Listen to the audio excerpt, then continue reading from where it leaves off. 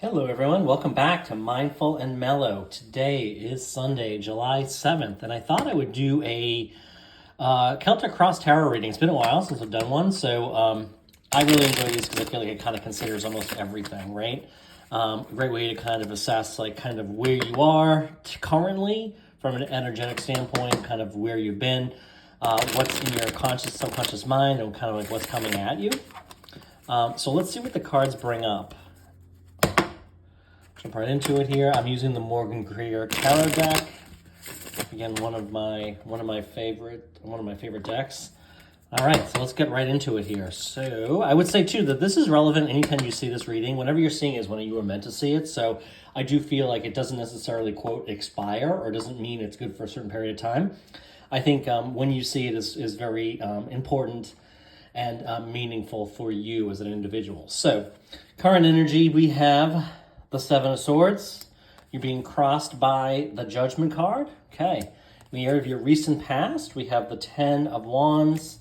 In the conscious mind, we have the Ten of Cups. In the subconscious mind, we have the Four of Wands. What's coming at you is the Four of Swords. Let's see if I can make some more room here. I tend to spread out. Move the camera over a little bit. And you are represented by the Star. The person's situation coming at you is the King of Wands, or Rods as they're called here. In the area of your hopes or fears, we have the Five of Swords. And then the outcome, we have, the Five of Cups. Okay, well, I don't necessarily think that is terribly bad to have the Five of Cups in the outcome. It's not ideal by any stretch of the imagination, but let's see what else comes up to. Okay, so your current energy is is represented by the Seven of Swords. So the Seven of Swords can be kind of like a victorious kind of energy. To me, it can be a little bit of like a sneaky, but also strategic, right? So it's applying something strategic, or maybe you've gotten away with something, or you're getting away with something here. We have the Judgment card too, right? So the Judgment card, these people are literally rising out of their coffins, okay? So they are rising up and being reborn. So it could be that there's like you've been doing something, you've been applying some particular strategy, whether it be to like a job search, whether it be to, achieving more business in your business, attracting more customers, or whatever the case might be. That's kind of like one thought, and the other thought could be like, hey, maybe you've gotten away with something, but maybe you've been caught. Okay, so if this applies to you, you might have thought you were very sneaky and you were very strategic, and it might be coming back to kind of bite you in the butt here. So that's kind of what I'm getting here with the Seven of Swords and the Judgment card. So whichever one you feel might apply to you is important to know. The Ten of Wands is in your past is really you put down a heavy burden, right? You've achieved the end of the finish line. You've gotten to the end. The burden has been heavy. It's been a lot on you. I think this might be indicative of like the end of a job, for example, is kind of what I'm getting. Maybe you finished a significant project at your job, or maybe you finished a job and it's over. And you're kind of laying down that burden, so to speak, and kind of moving in the area of like taking a rest, right? So when we talk about the future, where are you headed? Where are you going? This might be, you've finished a difficult time or a period of like hard work, and you're headed to the Four of Swords, which is a period of rest, right? So this could be, this could be like, hey, maybe you're just pushing forward through a lot of work to get things done, and now you're heading out on vacation. Or it could be, you've recently been, let go, or you have experienced the end of a job, and now you're going to like get some downtime to give you some rest. And this is kind of what you need. Okay. You definitely need to rest a little bit here is the energy that I'm feeling. Particularly with this Seven of Swords. Now, it could also be for somebody that you thought you were sneaky and you got caught, and it resulted in the end of a job, and now you find yourself out of a job or something like that. Maybe you've been like you were doing something and you were a little bit sneaky. So I don't know. I've never kind of felt this kind of energy, but I don't want to like sugarcoat anything or say, then I'm getting something completely different, because that just isn't the case.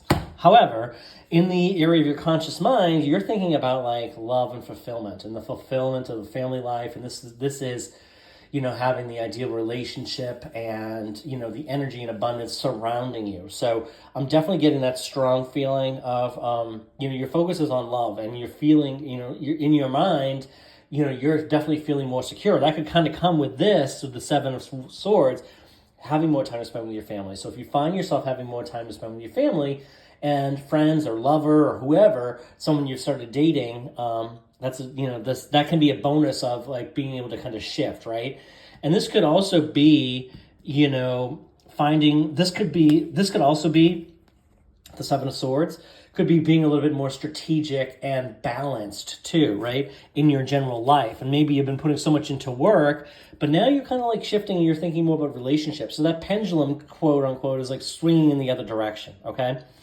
And I also feel like in your subconscious mind, you might have just met somebody, you might be in communication or in touch with somebody that, or somebody's coming into your life that during this period of rest and time when you'll be able to kind of back away from work, whether it be on vacation or taking some time off from work, a career break, let's call it.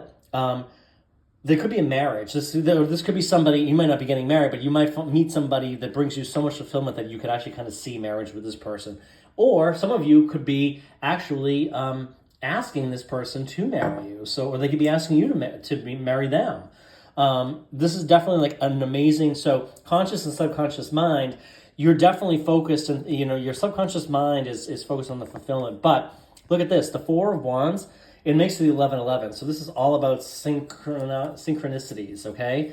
Synchronicities, being in alignment, being in energetic alignment, being in the flow, okay? So I think that's very good. So if your mind has been cluttered, if your mind has been busy, you are definitely now in the flow. What's really interesting to me is I'm doing this reading and it's 11:30 here on the East Coast in the morning. I saw 11:11 on my cell phone when I took it out of my pocket 19 minutes ago. And now here the card is popping up in the tarot reading. So, 11:11 can be reinforcing the thought that you are in alignment, that you are vibrating directly in alignment with everything that you desire. So very good place to be. But again, it's also about a marriage and celebration here, right? There's definitely a celebration going on here with these flowers. Very bright colors. I love the color scheme of these two cards. It's very positive and very bright. Really like that. So very positive place to be. You were represented by the Star card. So this is kind of like, maybe if you have been caught, maybe if there was some judgment, maybe this was some ruling or some decision was made and didn't really work out in your favor, you were kind of like grounding yourself and finding like, what do you truly want? Like what is your North Star? What is it that you truly desire? And kind of making that your key focus, okay? So this is all about like from a law of attraction standpoint, this is about focusing on the energy around you and where you truly want to be. She is pouring water here in and out of these jugs. So this is all about being in the flow. It's also kind of dark out. So it's kind of like, the light of the star. So it's kind of like focusing on visualizing and focusing on the end state, right? One of the things that Neville Goddard and all the greats of law of attraction teach and proclaim is about living in the end, okay? So I feel inspired to mention that here. Living in the end is focusing on the North Star. Where are you going and where are you? And be there. Be at the end state, okay? The person or situation that you're attracting is this King of Wands. So this King of Wands, this could be, maybe this ties back to this emotional fulfillment. Now, the King of Wands is more about an energy, right, than more necessarily like a specific sex one way or the other. The King of Wands is, he is very secure, he is very passionate, he is very energized. He's kind of like the one with the great ideas. He has a lot of enthusiasm and excitement. He is a go-getter. So if you're meeting somebody or you're connecting with somebody, this person is very, they have a lot of passion, a lot of excitement. Life will not be boring with him, okay? Him or her. Now it's definitely a bit more masculine type of energy. But if you're a male kind of thinking about it like a female, this could also be something related to work or some other friend kind of coming in too. It doesn't necessarily have to be a love interest. Definitely somebody who is going to be a lot of fun to be around and bring a lot of excitement into your life. Now, in the area of your hopes and fears, we have the Five of Swords. So this is kind of like, I feel like this is kind of like walking away. You're fearing, there's a fear of like walking away from something, leaving something behind, severing ties. Remember that, you know, we need to focus on, in general, that which we deserve. And anything that is not serving us well should be left behind, okay? So I guess I would say that, you know, if something is bringing about the end of a relationship, whether it be friends or whatever it is, if there's been a falling out and it results in a you know, a tarnished relationship, maybe with the seven of swords, you know, don't fear that necessarily. Don't fear the end, but also recognize that like you deserve better than that, right? You deserve that fulfillment. You deserve to feel appreciated, valued, and like you also deserve to be like in alignment, and you want to make sure that no one is kind of degrading or negatively impacting the energy that you're bringing. So I would say that, you know, this fear is probably an unrecognized fear, but it's also something like you can kind of acknowledge that it exists, but don't let it rule you or power you, okay? And then in the outcome, I get a feeling like, so with this Five of Cups here, I mean, here's the thing. There's definitely going to be some sadness, right? Definitely feel that with this and these two cards. There's definitely some kind of breaking away from something or somebody, okay? So could be, like I said, it might be friends. It could be something like a work-related matter. But there's definitely going to be, there could be some severing of ties is kind of what I'm getting. And what I feel like that means is that, you know, you'll be breaking away from somebody, and there will be some hurt. There'll definitely be some, how did this happen? Is this the right thing for me to do? However, what we need to remember here is there's still two cups standing here. There's two cups that you're not even seeing. So, you know, there's always the bright side. You need to focus on like what the options are for you, and kind of like focus on, again, remember, you're represented by the star. So focus on your North Star. What's truly guiding you? What are your true hopes, dreams, and fears? Not fears, but like your hopes, dreams, and desires, right? And consistently move towards those. Because even though there might be something that kind of makes you sad, or you're like, oh, this is the ending of this. There's something when one door closes, another one opens. Is kind of what I'm getting there. In the releasing of these cups, you're letting in something new, okay? So don't necessarily look at this as loss. Look at this as closing of one door and opening of another. So, you know, very interesting reading here today.